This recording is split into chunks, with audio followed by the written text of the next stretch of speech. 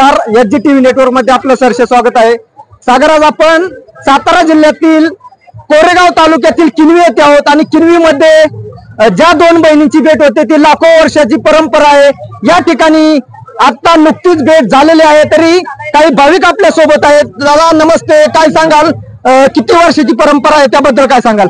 हे 150 वर्षाची परंपरा आहे, राजशाही काळापासून चालू आहे। तर औंची देवी आणि किरीची देवी यांची 6:15 वाजता भेट सोहळा संपन्न होतो। कशा प्रकारे नियोजन केलं जातं? नियोजन यात्रा कमिटी असते आणि 4 दिवस अशी यात्रा चालू होती। आज भेट आहे, नियोजन केलेलं असतं। टोटल 5 दिवसाची यात्रा असते। पहिल्या दिवशी भेट सोहळा असतो जो आज संपन्न झाला। 2 ते 3 दिवस यात्रा उत्सव बंगल्यामध्ये भरते। दोन्ही देवीचं दर्शन मिळालं जातं भाविकांना। त्याच्यानंतर बैलगाड्या शर्यती 17 तारखेला आहेत आणि सोमवारी औंची देवी प्रस्थान होणार आणि यात्रा संपन्न होणार। यात्रेचं स्वरूप म्हटलं तर भेटीने सुरुवात होती, तर भेटीमध्ये गावोगावामध्ये फटाक्याची आतिषबाजी असेल किंवा ढोल ताशाच्या गजरामध्ये देवीचं आगमन केलं जातं। दोघी बहिणींची भेट घेतल्यानंतर गावामध्ये कशा प्रकारे उत्साह असतो? उत्साह तसा मोठ्या प्रमाणात असतो आणि ही राजशाही असल्यामुळं 750 काठी आजूबाजूच्या गावात इनाम दिलेला असतो। त्या काट्या सर्व येतात, पंचक्रोशीतील सर्व म्हणजे भाविक वगैरे सर्व येतात। परत ज्या नांदा गेलेल्या असतात त्या सुद्धा खास यात्रेनिमित्त आलेल्या असतात, सुना वगैरे मुली गेलेल्या। आणि जे बाहेर गावी असतात ते संपूर्ण म्हणजे प्रत्येक, आता तुम्ही पब्लिक वरनं जर बघताय कमीत कमी 1.5-2 लाख पब्लिक असते आणि छानपैकी कार्यक्रम होतो।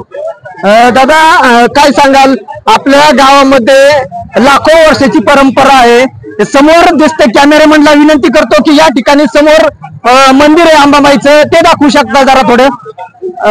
समोर अंबाबाईचं जे मंदिर आहे त्या ठिकाणी पायथ्यावरती औंची जी यमाई माता आहे आणि ज्या किनवीचे जे मंदिर आहे या ठिकाणी अंबाबाईचं, या ठिकाणी भेट संपन्न झाल्यानंतर या ठिकाणी काही गावकरी आपल्या सोबत आहे। दादा काय सांगाल, कशा प्रकारे भेट झाली? भेट ही दरवर्षी चांगल्या प्रकारे आणि चांगल्या रीतीने होत असते। ही जवळजवळ 350 ते 400 वर्षापूर्वीची परंपरा आहे। छत्रपती संभाजी महाराजांच्या म्हणजे पूर्वीपासून ही रूढी चालत आलेली आहे। आणि ह्या भेटीचं जी गुरुपौर्णिमा असते आज, या पौर्णिमेचं एवढं मोठं महत्व आहे की ह्याला औंची देवी, यमाई देवी आणि आपले साखरगड निवासिनी यांचा भेट सोहळा असतो। हा भेट सोहळा झाल्यानंतर 4 दिवस आपले खाली मंदिरामध्ये पूर्ण पंचक्रोशीतील भाविक सगळे दर्शनासाठी येत असतात। त्यासाठी यांचा 4 दिवस मुक्काम असतो इथं। आदल्या दिवशी 2 दिवस देवीचा मुक्काम देवीवरती असतो। त्याच्यानंतर 4थ्या दिवशी देवीचं प्रस्थान जातं। पहिलं कसं असायचं, पहिलं इथं मोठ्या प्रमाणात बैल बाजार वगैरे भरायचं, 15 दिवस यात्रा चालायची। आता ते थोडं टाइम कमी असल्यामुळे, थोडं शॉर्ट टाइम मध्ये आल्यामुळं बैलगाड्या शर्यती, श्वान शर्यती आहेत, कबड्डीच्या स्पर्धा आहेत, बाकीचं भरपूर काय असं नियोजन केलं। ह्या नियोजनामुळे कसं बाकीची जी आर्थिक उलाढाल आहे, म्हणजे बाकीचे दुकानवाले म्हणा किंवा बाकी जे येणारे माणसं, छोटे छोटे व्यापारी आहेत, त्यांचं पण थोडस त्यांना बी लाभ मिळून जातो। दादा काय सांगाल, या ठिकाणी पोलीस बंदोबस्त असेल, ग्रामपंचायतीच्या वतीने पिण्याची पाणी व्यवस्था असेल, ट्रॅफिकची समस्या असेल, कशा प्रकारे नियोजन केलं जातं? यात्रा कमिटी ही सगळी व्यवस्था केली जाते। ट्रॅफिकचे म्हणा तर एक नाही, पलीकडचे एक नाही, एसटी वगैरे एक नाही, सगळे थांबवले जातात। कारण की सगळे भाविक भक्त बघतायच तुम्ही की ते एक नाही 1.5 ते 2 लाख भक्त येते ती, त्यामुळे एक नाही त्याला एक नाही बायपास मार्ग रोड एक नाही दिलेला असतो, त्यामुळे काही अडचण येत नाही। या ठिकाणी भेट झाल्यानंतर आता वाजत गाजत ढोल ताशाच्या गजरामध्ये, फटाक्याच्या आतिषबाजीमध्ये गावामध्ये दोन्ही बहिणींचं आगमन होतं। गावात गेल्यानंतर काय परिस्थिती असते? सगळ्यात उत्साहाचं वातावरण असतं। सगळे एक नाही भाविक भक्त उत्सव बंगल्यामध्ये दोन्ही देवीचं दर्शन घेण्यासाठी एक नाही भरपूर गर्दी असते। 2-3 दिवस एक नाही देवी एक नाही दोन्ही खाली उत्सव बंगल्यामध्ये राहिलेले असते दर्शनासाठी। काय सांगाल, या देवीचं ऐतिहासिक वैशिष्ट्य काय त्याबद्दल काय सांगाल? हिवरेगावचे कुलकर्णी पंत म्हणून होते, ते औंधच्या देवीचे भक्त होते. ते घोड्यावरून औंधला जायचे. एक दिवस असा झाला की त्यांच्या पत्नीचं गरोदर पण बाळणपण होतं. तरी पण त्या म्हणत पत्नीचं म्हणत होते की माझं बाळणपण तुम्ही जाऊ नका. तरी पण ते नित्यनेम असल्यामुळे ते औंधला गेले. आणि औंधला गेल्यानंतर त्यांच्या इथं डिलिव्हरीला मानलेली बहीण म्हणून देवी आली. आणि नंतर आल्यानंतर त्यांना कळालं की माझी मानलेली बहीण, त्या पत्नी म्हणाले की तुमच्या मानलेल्या बहीण इथं आलेल्या आहेत, माझी त्यांनी डिलिव्हरी केली. पण ते तर म्हणजे मला मानलेली बहीण कोणच नाही, ती सख्खी बहीण पण कोण नाही. नंतर ते म्हणजे नदीवर धुणं भांडी घेऊन गेलेले आहेत. ते तिथं जातात तर तिथं सगळं धुणं भांडी तसंच होतं आणि ते गुप्त झालेलं. ते त्यांच्या लक्षात आलं की आपल्याला देवीनेच येऊन आपल्या पत्नीचं बाळंतपण केलेलं आहे. परत ते औंधला गेले. औंधला गेल्यानंतर त्यांनी देवी पुढं याचना केली आणि म्हणजे माझ्या पत्नीला तो दर्शन दिलं पण मला दिलं नाही. परत त्यांना दर्शन दिलं देवीने. त्यांना सांगितलं तू पुढे जा घोड्यावरून, मी तुझ्या मागे एका मुलीचं रूप घेऊन येते. त्यानंतर ते हळूहळू किनीच्या खिंडीमध्ये आल्यानंतर एका खडकावरती मुलगी बसली. त्यांनी ते पाठीमागं वळून पाहिलं तर त्यांनी अगोदर त्याला आत टाकली होती. ती मागं वळून पाहिलं नाही. जिथं मागं वळून पाहिजे तिथं मी गुप्त होणार.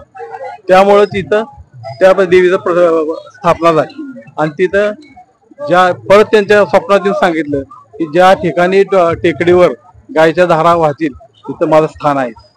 आणि त्यामुळे तिथं ते उकरल्यानंतर तिथं गायचे खूर असे खडकावर होते. आणि तिथं त्या देवीची स्थापना झाली. तीच औंधची देवी, तीच यमाई देवी.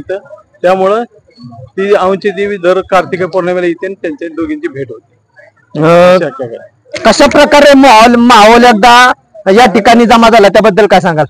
नाही, माहोल हा दरवर्षी कुठल्याही जगात जरी असला की नाही, परिसरातला व्यक्ती हिंदू असो मुस्लिम असो सगळे उत्सवात सामील होतात आणि दरवर्षी कार्तिक पौर्णिमेला येतात आणि मोठ्या प्रमाणात हा उत्सव साजरा केला जातो.